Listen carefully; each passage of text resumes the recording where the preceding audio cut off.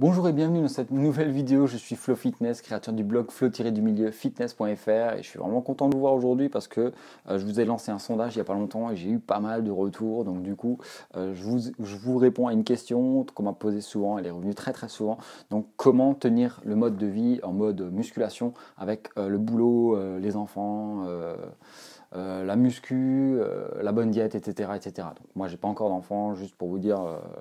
pour vous donner un petit point de vue. Donc je peux pas trop vous témoigner à ce niveau-là, enfin je peux pas vous donner de témoignage à ce niveau-là, donc ça va être compliqué. Mais en tout cas pour le reste, voilà, je travaille 9 heures par jour, je fais 1 h 30, 2 heures de muscu tous les jours, sauf un jour, le mercredi, donc c'est le jour du repos, et le samedi, dimanche bien sûr pour le week-end. Mais autrement, c'est tout le temps muscu. Donc voilà. Je me suis pris des notes du coup, donc voilà, la base de la base, c'est d'avoir une envie très forte, donc il faut vraiment aller de l'avant, il faut avoir ce que certains appellent le feu sacré en soi, donc c'est vraiment être passionné par le truc, c'est vraiment en avoir envie, s'engager à 200% dans ce qu'on va faire, et voilà, il faut vraiment mettre tous les atouts de son côté, donc du coup, si vous le voulez simplement, comme vous voulez voir une série télé, malheureusement, ça va pas être possible pour vous. Donc moi, ce que je vous conseille, c'est vraiment de vous poser la question, est-ce que je le veux vraiment? Est-ce que je suis vraiment prêt à faire tous les sacrifices, tous les efforts pour afficher un physique digne de ce nom, pour perdre mes 10 kilos, pour, voilà, bref, pour votre objectif. Donc si vous avez vraiment envie de ça, ah bah, c'est fait pour vous, il faut passer à l'étape suivante. Donc voilà. Donc il faut vraiment se mettre dans l'optique de vivre et s'imaginer comment qu'on sera avec le corps qu'on veut, pas actuellement, mais vraiment se mettre dans la peau de moi par exemple du nouveau Flo, en mode super musclé et tout, voilà, comme je me l'imagine. C'était un peu ce qui m'était arrivé lors de mes débuts. Je me voyais pas en fait actuellement, parce qu'en fait quand on se voit actuellement, on se plaît peut-être pas forcément, on n'aime pas trop l'image qu'on a dans le miroir, donc du coup c'est quand on pense à l'image qu'on a actuellement, ça fait mal. Et nous, ce qu'on veut, c'est pas avoir mal, c'est s'imaginer, voilà, rêver un peu en quelque sorte et s'imaginer vraiment dans le futur, une fois qu'on aura ce super corps, une fois qu'on aura les abdos dessinés, une fois qu'on aura ce super fessier pour vous les dames. Donc voilà, il faut vraiment se mettre dans l'optique de s'imaginer comment que ça sera. Donc voilà. Donc il faut tout le temps, en fait, lorsque vous prenez vos actions, lorsque vous mettez tout ça en place, il faut vraiment avoir cette vision, vivre avec cette vision constamment pour vraiment, en fait, ça va vous permettre, en fait, inconsciemment de mettre en place plein d'actions qui se regrouperont autour de cet objectif. C'est un peu bête comme ça dit, mais ça marche vraiment. Donc en tout cas, ça a marché pour moi. Donc voilà. Ensuite, l'autre étape, c'est vraiment l'autre petite clé, si je peux dire ça comme ça, c'est d'avoir une douleur vraiment profonde.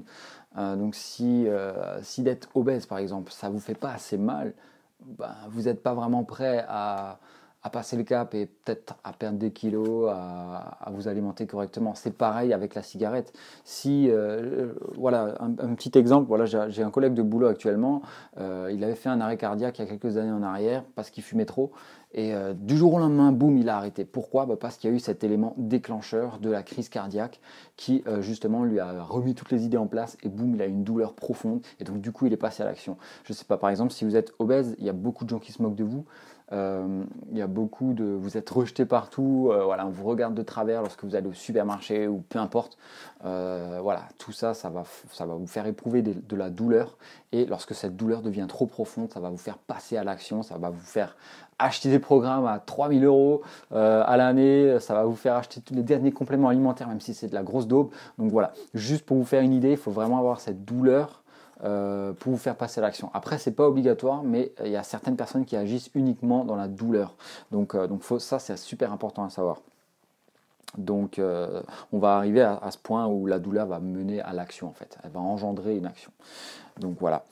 Ensuite, voilà, je suis en train de lire mes notes, hein, juste 2 secondes, se former, voilà. C'est super important de se former et apprendre sur le sujet parce que ben, c'est ce que moi j'ai fait en fait à la base, donc je savais pas trop comment manger, comment m'entraîner, donc apprendre et se former, si vraiment vous avez ce feu sacré, ça va vraiment vous pousser à l'étape supérieure et ça va vous permettre de perdre plus de poids, d'être plus motivé, de mener plein d'actions concrètes et à bien pour vraiment tenir ce mode de vie. Donc ça c'est clair, c'est pas toujours évident, il faut oser, il faut tenter, il faut faire de nouvelles choses, voilà. c'est des nouvelles habitudes, des nouvelles marques, j'allais dire, à prendre et à mettre en place dans votre quotidien. C'est pas toujours simple, mais il y a une étude qui a été mise en place qui a prouvé qu'en fait, une habitude, elle va vraiment bien s'ancrer dans votre quotidien lorsque vous le faites plus de 60 jours d'affilée, ça veut dire plus ou moins 2 mois. Donc essayez, faites le test pendant 2 mois et après essayez de vous en défaire. J'ai des connaissances qui m'ont écrit il n'y a pas longtemps, d'ailleurs je les remercie parce qu'ils m'ont bien remotivé.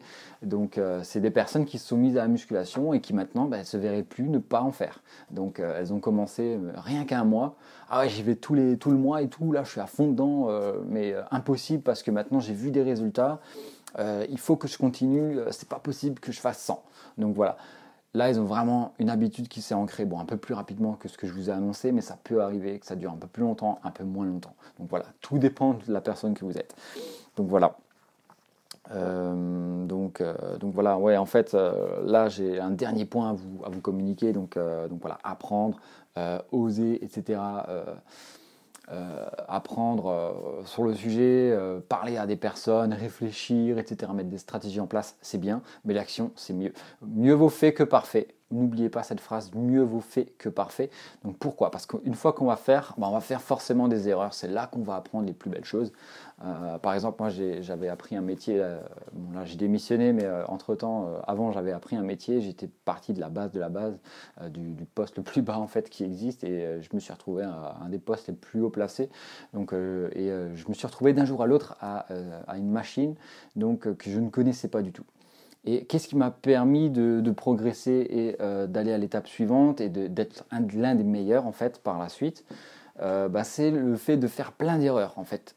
Lorsqu'on va faire des erreurs, on va en tirer des leçons, on va apprendre plein de choses. Il ne faut pas avoir peur de faire des erreurs, c'est une fausse idée qu'on vous incruste dans la tête dès votre plus jeune âge.